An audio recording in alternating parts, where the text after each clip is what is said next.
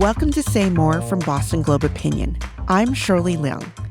There's no scientific consensus on the causes of autism, but you wouldn't know that from listening to our president. Tylenol during pregnancy can be associated with a very increased risk of autism. So taking Tylenol is not good. All right, I'll say it. It's not good. I was one of the people scratching my head after Trump pointed his finger at this common drug. My own son confronted me after the announcement. Mom, did you take Tylenol when you were pregnant with me? I don't think so, but it's all a blur. Autism is having a political moment, and I wanted to understand the reasons why, but I also want to understand the impact of announcements like this on families. I'm in the studio with Maura Sullivan, who is the CEO of the ARC of Massachusetts, an advocacy organization for people with intellectual and developmental disabilities. She has 2 sons with autism, so this issue is very personal to her. Maura, thanks for being here. Thank you so much for having me, Shirley. I'm so pleased to be here and part of this discussion. So what were you thinking when you first saw the headlines about Trump's autism announcement? I was feeling outraged. I thought this was really unusual to come out and make such a strong statement without any science-based evidence behind it. From a parent perspective, it felt like an attack on moms. It felt like we were going back decades and that cycle of blame that it must be something a mom did during her pregnancy. So yeah, it was overwhelming to me for sure. I mean, it felt like it came out of the blue. I mean, has there been any published research demonstrating that Tylenol causes autism? No, there hasn't been any demonstrated research that there's a causal relationship. I think there's been a lot of research on all kinds of products and over-the-counter and prescriptive products that have showed correlation to autism over the years. But Tylenol has been proven to be safe, and I feel like women should be discussing that with their doctors, not hearing it from the president. I mean, there is a local connection. I mean, there was a Harvard professor who published some research, on the connection between a potential connection between autism and Tylenol. And I think Trump cited his research at his press conference, right? Yeah, I heard him cite that, and he did not cite additional studies that were bigger and also disproved any causation of autism related to Tylenol. So I think he left everyone pretty confused around his statements. And as he talked, he got more and more emphatic about sort of a causal relationship. This idea that autism, that moms are the ones to blame, right? That, autism is caused by moms who didn't hug their kids enough. And then it was vaccines and now Tylenol. So talk to me about the mom blame. Why do moms get blamed for autism? I think we tend to fall into the trap of feeling guilty about everything that ever happens to our children. So we're easy targets for that.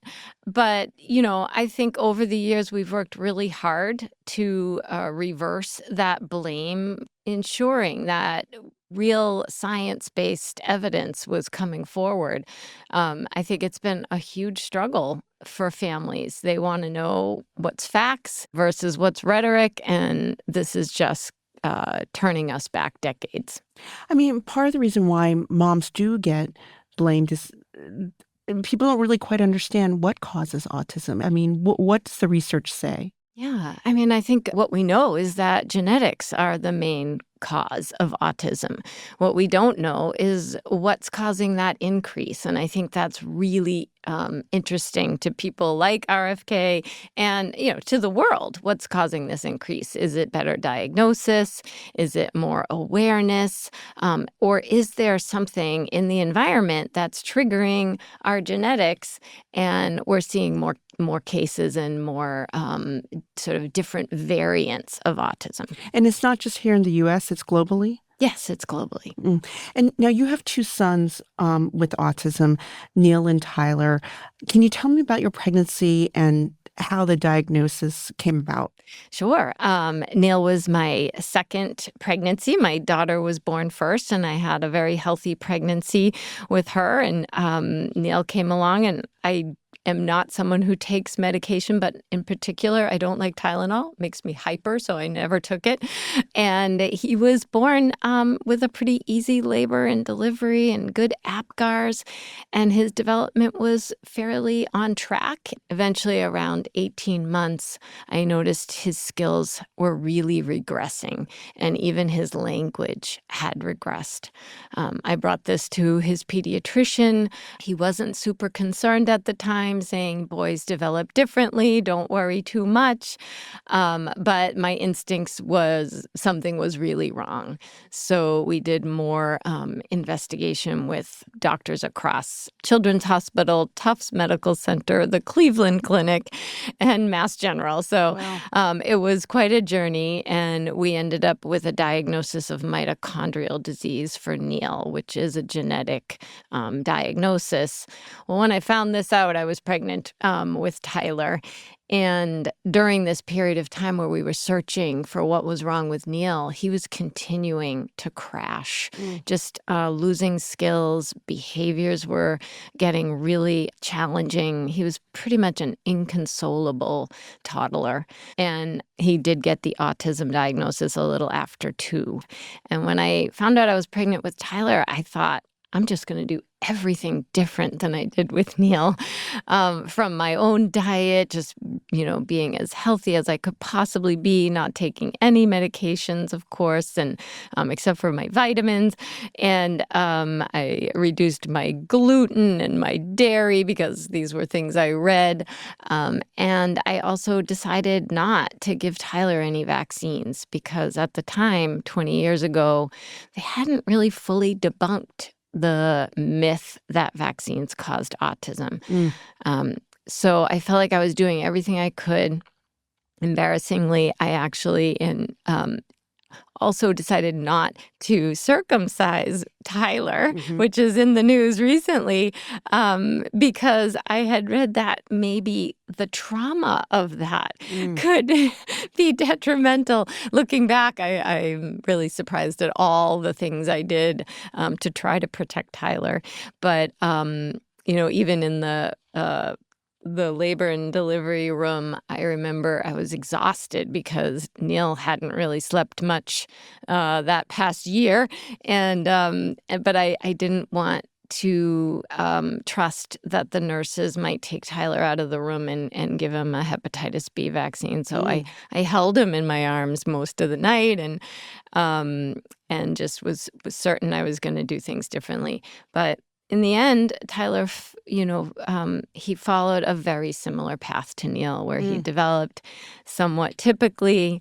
The good thing for Tyler was we had built a medical team for Neil that had eyes on Tyler from the beginning. And he was in a study that looked at autism every 3 months. And really about 17 months was when we started to see some real signs of autism come in. And he was diagnosed then, and we were able to get him into more intensive therapies. But they had a very similar trajectory with very different environment around them. So as you know, my sons are awesome on the spectrum, and I mean they're fairly high functioning, but to me, it was actually hard to get a diagnosis, with my older son because it was our firstborn. I tell the story of, we had a nanny he had a nanny for the first 2 years, right at home, and then he went into a daycare in Boston, and it was a Chinese language immersion daycare, and the director of the daycare, she had worked in China and she had worked in special education, and after a month of having my son in daycare, she said, I think you need to get it. I think he's on the spectrum. And she just knew. Wow. And I had, my pediatrician didn't say anything.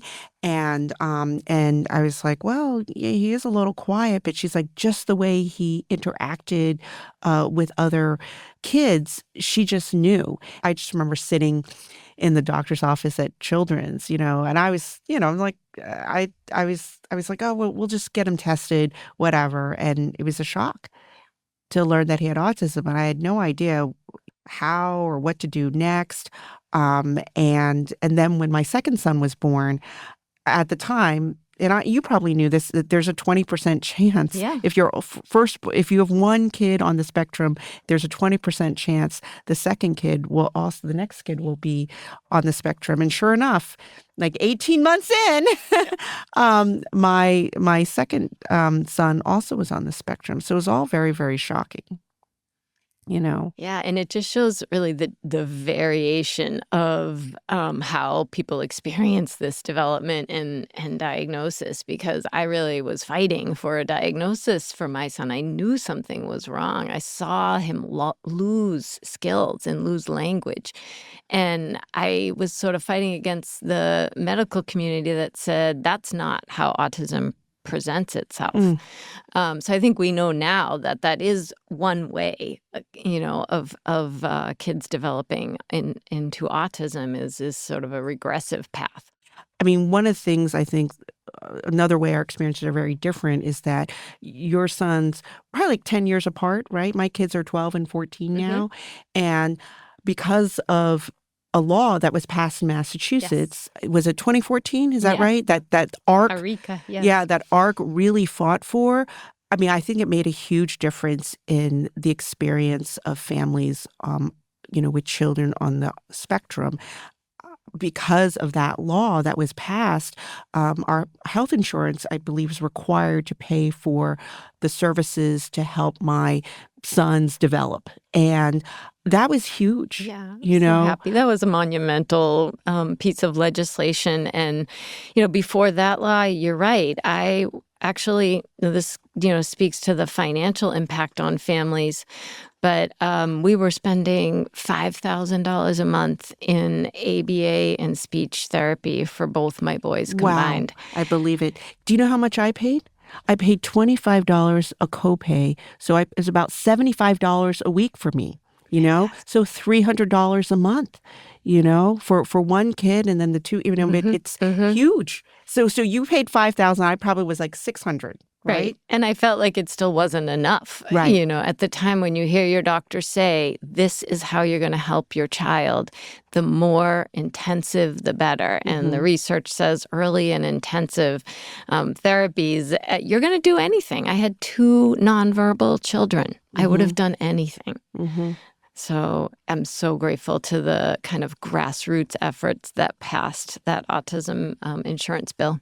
I mean, I think it made a difference for my kids. Great. I mean, I don't know if it's possible to grow out of autism, but they had such intense services when they were 3, 4, 5, 6 years old.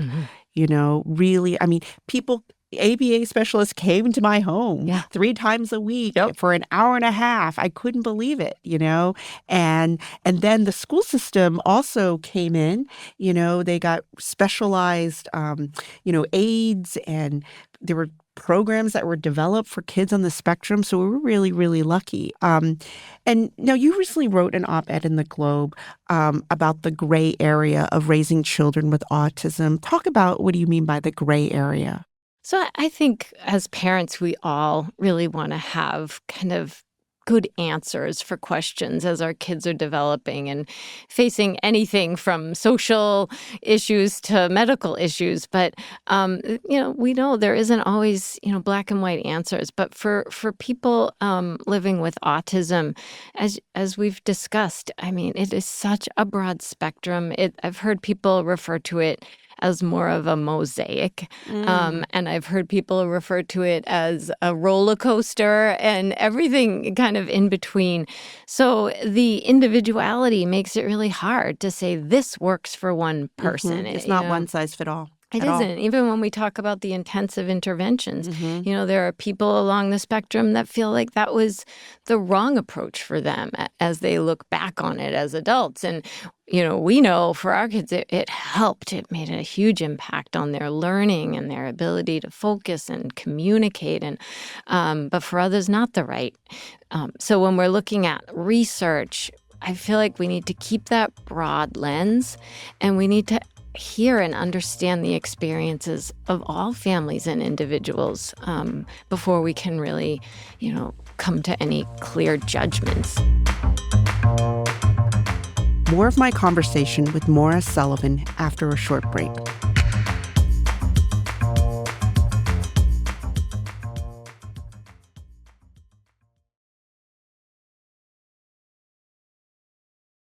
Maura, when RFK Jr. ran for president, he talked a lot about autism and vaccines, causing autism. And then suddenly Trump is also talking about autism and the causes. Why do you think RFK Jr. and Trump, why are they suddenly quote unquote, championing this issue of autism? Yeah, I mean, I think, as you mentioned, RFK Jr., this has been his agenda for a long time. And I think Trump is somewhat responding to the growth of autism, or as he sees it, the explosion of autism. And I think this is just part of his agenda to show, oh, I can come in here and find a cure, and I can do what, people of the last, decades haven't. And I think that he's trying to simplify an issue that, is impossible to simplify. So I think it's kind of different for each of them, but they've come together on this. And I think it's really dangerous.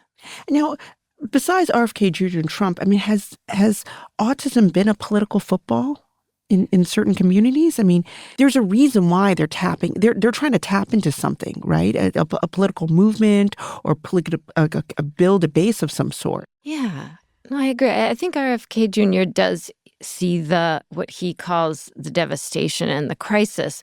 And there are a lot of families that are grateful for that. They feel like they've been invisible for many decades, and that they're not getting the help that they need. So some people are, kind of rejoicing in the fact that he's finally bringing attention to the issue, and that he's recognizing the families that are struggling. Is that a good thing, for these families who felt left out to be seen?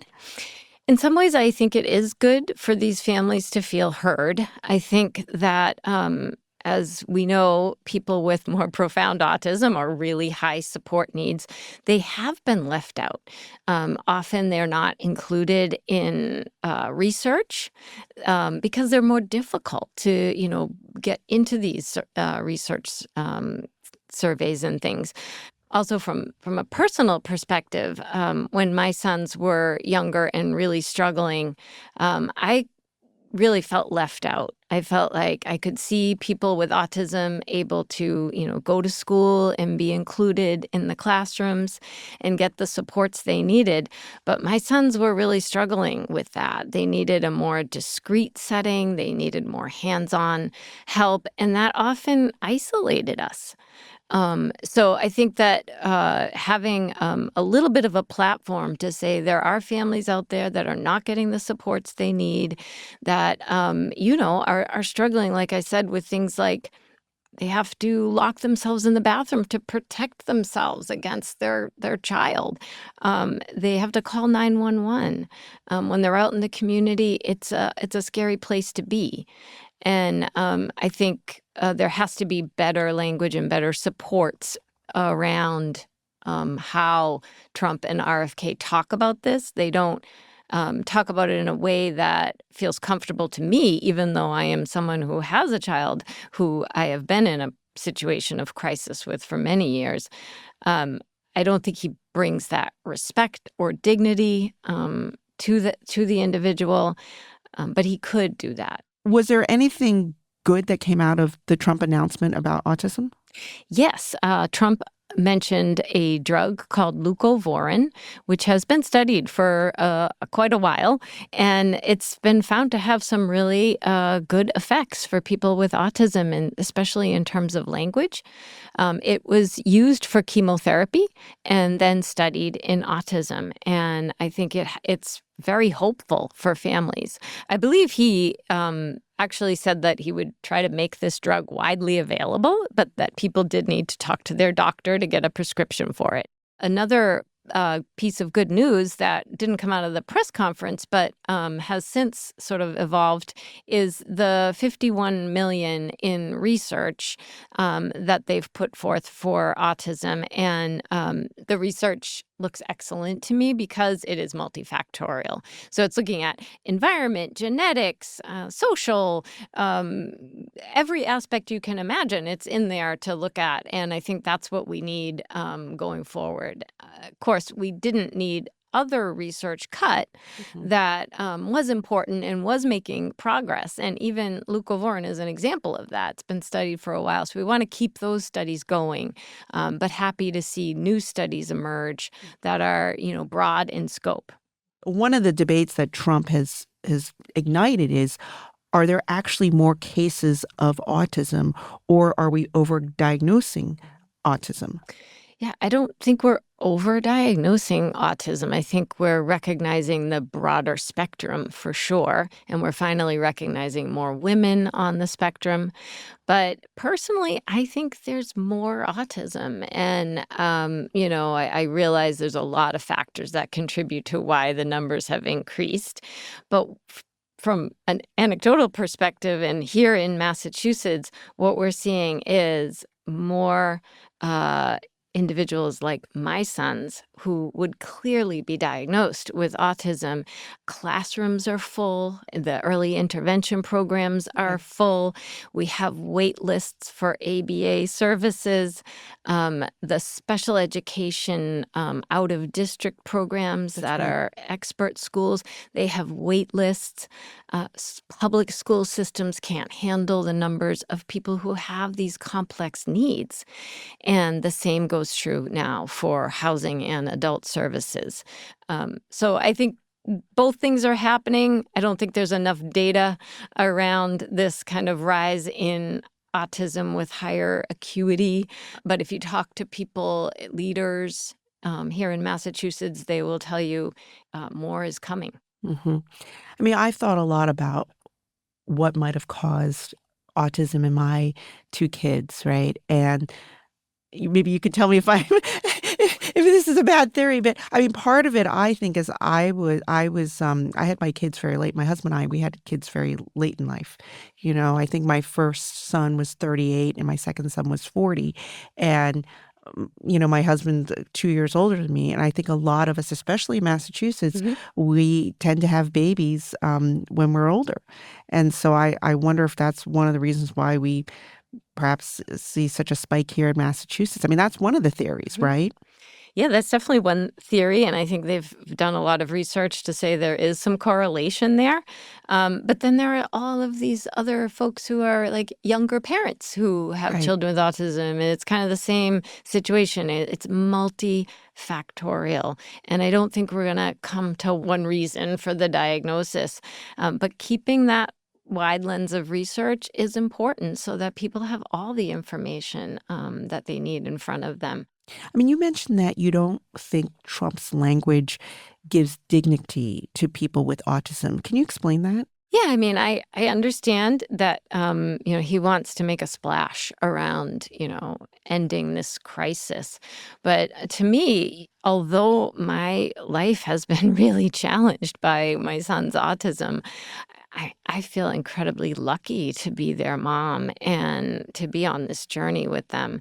And the families that I know that are kind of part of this cohort, all they want to do is bring joy to their kids and their adults and to figure out how to give them a better life.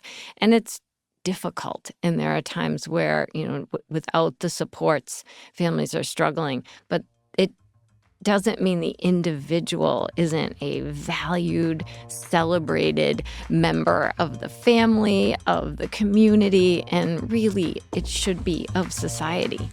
Well, Maura, you and I are on this journey. We're at different points. Thank you for coming into the Globe to speak to us about autism. Maura Sullivan is the CEO of the ARC of Massachusetts, an advocacy organization for people with intellectual and developmental disabilities, including autism. Thanks for being here. Thank you so much, and thanks for sharing your story, too. Say More is a production of the Boston Globe. Today's episode was produced by Anna Kusmer. Our editor is Jim Dow. Our engineer is Uzair Ahmed. If you like the show, please follow us and leave us a review. You can email us at saymore@globe.com. I'm Shirley Leung. Thanks for listening.